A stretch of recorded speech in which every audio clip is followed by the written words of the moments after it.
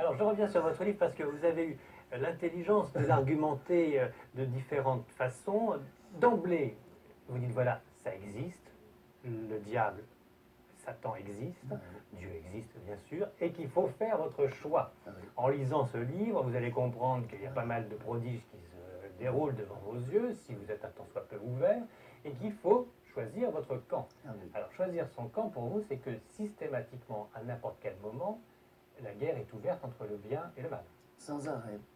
Sans arrêt, c'est la guerre entre le bien et le mal, d'où d'ailleurs le titre, Dieu et Satan, le combat continue. Alors certains me disent, c'est un mauvais titre. Je pense qu'ils ont raison sur le plan commercial, parce que ça effare les gens un petit peu. Ils ont peur que je parle trop de diablerie, que ça leur fasse peur, etc. C'est pas du tout le but du livre. Mais ce que je voulais, c'était montrer que toute l'histoire du monde, depuis les origines, c'est la lutte entre le bien et le mal, entre les fils de lumière et les fils de ténèbres. Je suis absolument désolé là-dessus d'avoir un langage qui rejoint celui de Bush, que je n'aime pas beaucoup, il n'en tire pas des conséquences idéales, mais là-dessus il a raison, c'est vrai, je suis obligé de le reconnaître.